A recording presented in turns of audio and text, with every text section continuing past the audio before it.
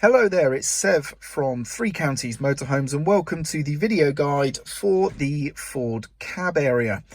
Now in this video I'm going to show you the layout of the cab area and explain the most common features. Now please understand that of course the specifications of vehicles do vary quite a lot. Your vehicle may have more or less features than the vehicle in this video.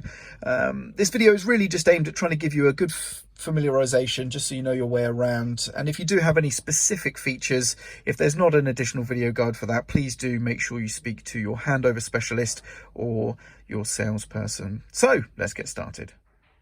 So we're going to start off with the driver's door card area, where we have here some electric window controls. We also have the mirror controls. These are typical mirror controls whereby we have the left or the right mirror, and then we use a joystick here in order to be able to adjust the mirror that we've selected. There is also here a mirror control. So if I nudge down, as it says here on the control, these electric mirrors will move in when I nudge down, and when I nudge down again, they'll fold back out. And then down here we have the door handle and lock or unlock right there. Next up, we have the headlight or the vehicle lights controls moreover.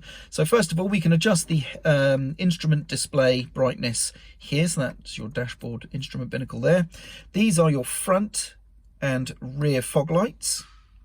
And then this is the main vehicle light. So we have this silver surround. We can turn this to various positions. So we have off, side lights, headlights, and automatic. Now, the off position will run daytime running lights where applicable. And the automatic mode is actually only switching between the off or daytime running lights and headlights. That's all it does, is switch between those two positions and those two settings only. So if you want to have your side lights on, you need to manually select those. And likewise, your fog lights are not automatic either. You will need to select those manually. Next up is the headlight angle adjustment, and that's what this scale here is for. We can see numbers from 0 through to 4, and the button in the center here is not actually a button. Well, it kind of is, but it has a little dot at the bottom. I don't know if you can see that there, this little dot at the bottom. If I push the button in, it pops out.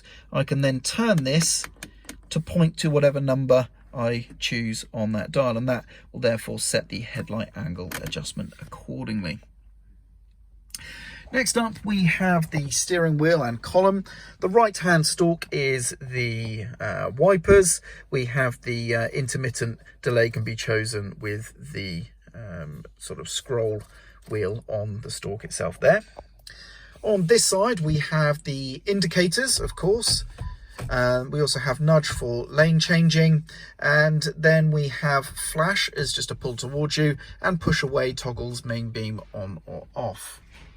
These are also parking lights as well, of course, if you leave them on when the vehicle ignition is off. On the steering wheel, we have a horn, which is a push in the center or to either side, which means it can be operated with your thumb. And then we have mounted controls. Now, the ones on the left here, above the silver bar, all these controls here are for your cruise control or speed limiter. And then down the bottom of the bar, we have buttons here for volume up or down or mute for your entertainment unit, of course. And then voice activated controls. We have track forwards or backwards, or if you have your phone connected and you're on a call, we have answer and hang up. These buttons here allow you to interact with the dashboard display itself. Then in the dashboard area in the center, we have your entertainment unit in the middle right here. Below that, of course, we have the physical hard controls for various functions.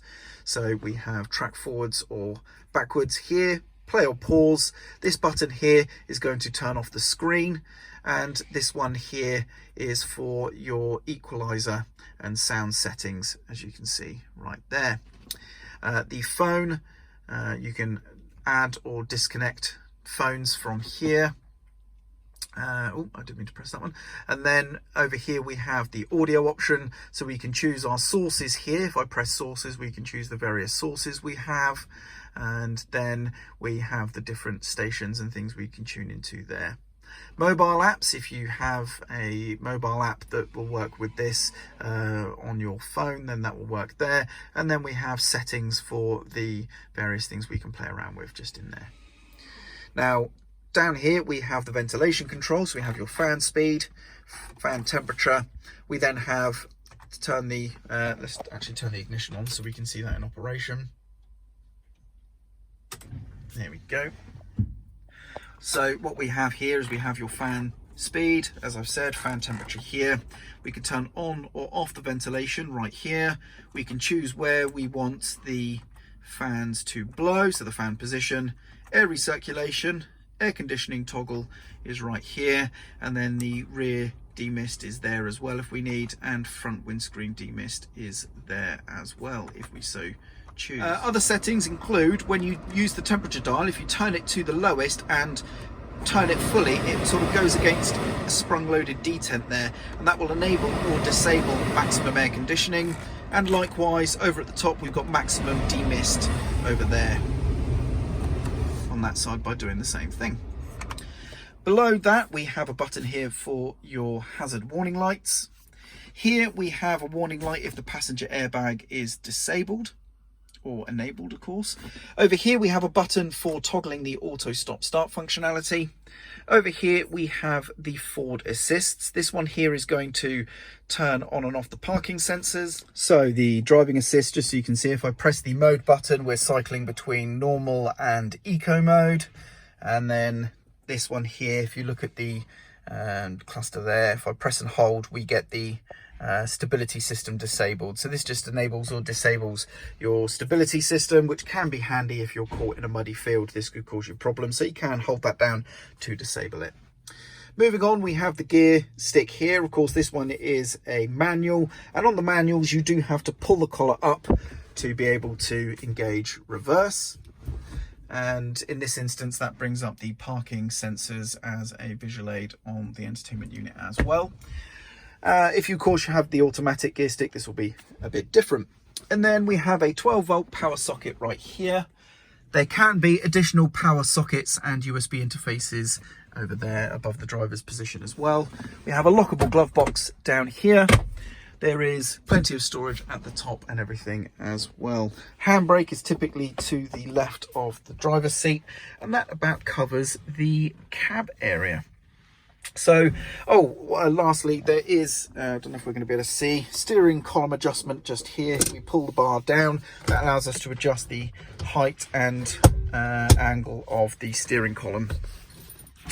And there we go. That about wraps up the video for today. I'm Sev. I hope you found this video useful, and thank you very much for watching.